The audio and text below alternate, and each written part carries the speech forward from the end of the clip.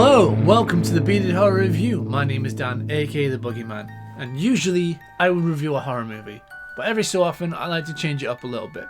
And this video is going to be more a video essay where I answer a question that I have been asking myself for quite a while. Are remakes a bad idea? The reason I've been asking this question to myself is with the recent release of the Crow remake, and I started to do my own remake series where I was watching remakes of horror films, and that's going up on my Patreon. And so far I've watched a bunch and I've finished one video. It got me asking that question, are remakes a bad idea? This is something that is in the lexicon a lot, and we often say a remake is not going to be good, it's bad. And is that the case? Are remakes bad? And the answer is, well, yes and no. But why are they yes and no? Well, it entirely depends, and that's what I want to get to through the video today. So I want to start by answering the question of why remakes are a bad idea, but then later I'll be answering the question why they're also a good idea. But let's start with why they're bad. A lot of remakes that we've had in recent years tend to be of successful, well-loved films. That right there is the problem. There are many examples of remakes of good films. I mean, we can look straight into it. Non-horror and horror. We've got RoboCop. We've got Psycho. The Crow, obviously.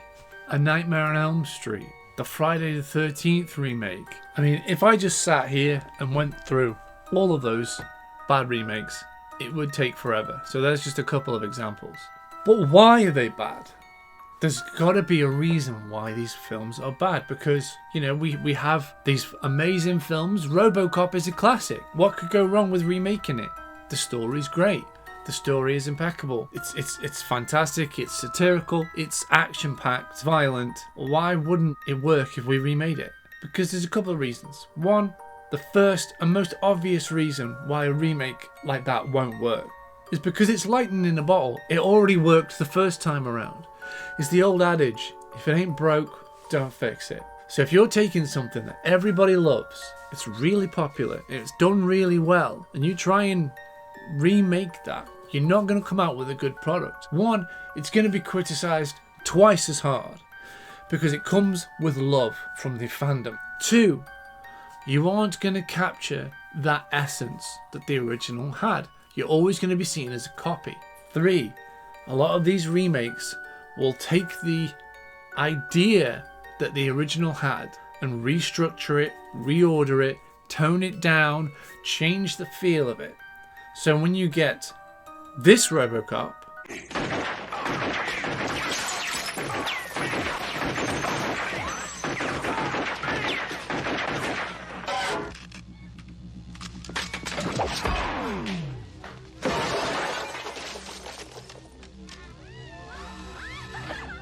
Thank you for your cooperation.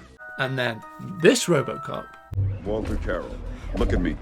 You have two options. Option one, I shoot you with 50,000 volts, which may cause respiratory failure, organ malfunction, internal burns, and loss of bowel and bladder control. And then I arrest you. Option two, you tell me where John Biggs' drug lab is located. And then I arrest you. You have 2 seconds to decide. there is a big difference, and it shows that it's not just the story that was the good part. It was everything involved with making that story. The writing, editing, the effects, the time and place that it was made. Because films like RoboCop, for example, have that amazing satirical tone that Paul Verhoeven is impeccable at. It also has the 80s aesthetic. It is violent, it is hard R-rated. It's also tongue-in-cheek. It's also using visual effects that people don't use anymore. And it looks like the 80s. Dead or alive, you are coming with me. It has that vibe. And then you turn it around and you see the new RoboCop. It's a guy in a black suit. It's very serious. They can't get that satirical tone right. The storyline has got less heart in it, and it just doesn't feel like a story worth telling. It feels manufactured. Raymond Sellers, you're under arrest for the attempted murder of a police officer. Which is the irony of a RoboCop film. And we can take that and look at a lot of horror films that have done that. Look at the remake of Psycho. It is basically shot for shot the original film.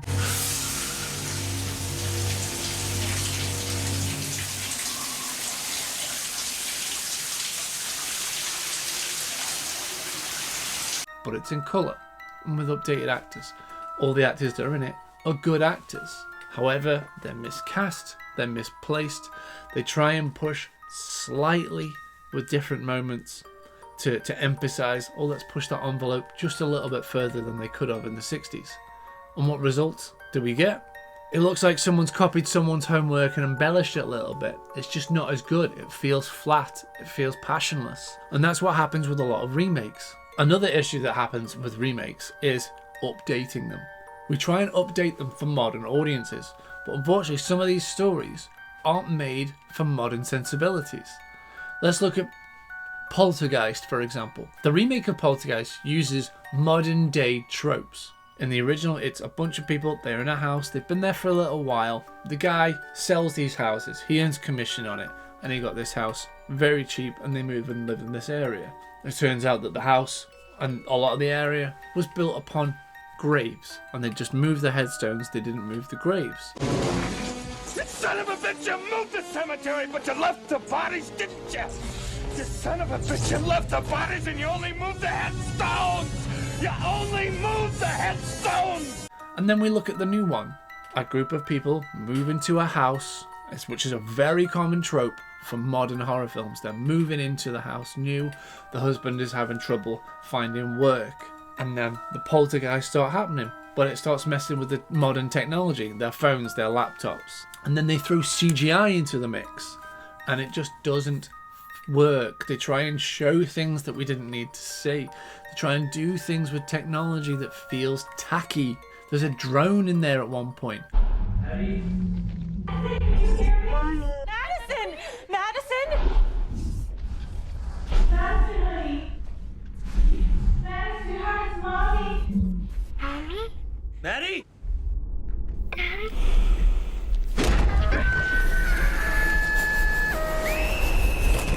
What that does is it ages it. It sets it right there. This is an early 2000s film. The original Poltergeist, yeah, it's outdated. The technology and bits outdated a little bit, but the only part of that technology that stands out is the television. Everything else in that story stands the test of time. It's a family in a house. It doesn't really feel dated and aged. It feels like a story. And you're not concentrating on the tech and the stuff. You're concentrating on the family and the scares. And you can let that stuff slide. But when you watch a modern remake version, you are criticizing it upon its modern technology because that's what it's trying to emphasize. It's not emphasizing the story. It's emphasizing the visual. And there it falls flat. And this has happened again and again. But why does Hollywood keep doing these remakes? There's one answer. Money. You are more likely to go see a film of an IP that you are familiar with. So instead of seeing Haunted House, you will see Poltergeist because you know the original and you will want to see the remake. Does that mean everyone's going to go see the remake? No. But it does mean more people will see the remake than they would have seen Haunted House. If it's not linked to anything, people are usually quite hesitant. But again, this year alone has shown that that is not the case. For example, a massive, huge horror film that came out, small budget, but used its visuals and its actors to its advantage, was Longlegs. It's not linked to any other film, but it's Nicolas Cage in Longlegs. And that made people want to get through the door. And then the trailers and the advertising really made people want to see it. I know everyone I know who's a horror fan wanted to see Longlegs. It wasn't linked to any other IP. But I know lots of people in the horror community that will refuse to see The Crow because of the original. So let's face it, these remakes are being made for monetary purposes. If we look at the early 2000s and see all the horror remakes that happened, it's for money. There was loads of them. We got Texas Chainsaw, we got Friday the 13th, we got A Nightmare on Elm Street. They want to reboot a franchise and make more money off of it because they know people remember it and they want to recreate it for modern audiences. But a lot of them didn't work. But I did say they are a bad idea, but also sometimes a good idea. So when is a remake a good idea? Well, it's pretty simple. It's pretty straightforward. There is a lot of films out there that are remakes that you probably don't even know are remakes. And those remakes work off of a very simple system. Take an idea that was good, that couldn't or wasn't executed well, and reshape it and make a good product, a good film out of that idea. Now you may be thinking, well, why was it a film in the first place if it was a good idea, if it wasn't executed well? Well, a lot of films were made just because they were made. There is so many films from the 30s, 40s and 50s that were just ideas that they couldn't execute properly, or it was an idea that they didn't execute properly. For example, Ocean's 11 is a film that originally starred Frank Sinatra. It's a really good idea, but the film is terrible. Someone took that idea and made an amazing heist film out of it. It spawned several sequels and it made millions of dollars.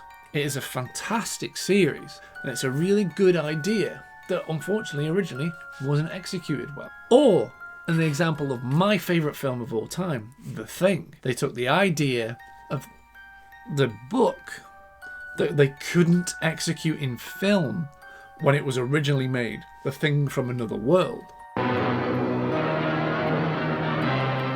They took the idea of remaking the film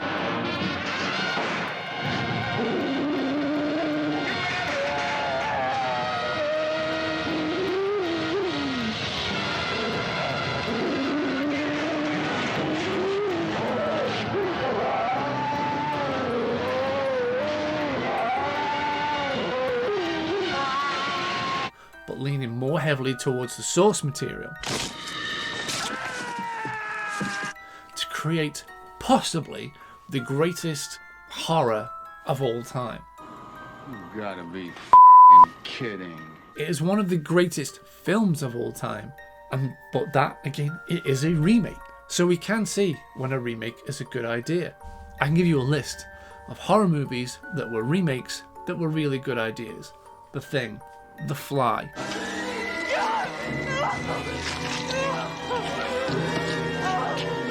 House of Wax, Holy man. Hold tight, man. Hold tight. I'm gonna get you out of this. 13 Ghosts, There are ghosts downstairs, Arthur. Right. The Crazies, It's gonna be alright. We're gonna be okay. You don't really believe that, do you? These are all incredible remakes that took the original and built upon it, but it wasn't something that was already hugely, vastly popular. They were great ideas of films that were fine or bad, and that's when a remake is a good idea. When you can take something that either was a bad idea or it was just something that wasn't capable of reaching its potential at the time and elevating it. So yeah, remakes can be good, but the way that they're done right now, they're simple remakes of films that we already love to hope to cash in and create revenue. It's not going to work, and they continue to fail. So that's my little video essay on are remakes a bad idea. I hope you enjoyed this one, guys. Keep an eye out for my reviews coming up. If you want to see more stuff like this, head over to my Patreon, where I'm working through my remake series at the minute, and I'm going to be watching remakes of many, many horror films and seeing if they're good or bad or not. But until the next time, guys, happy watching.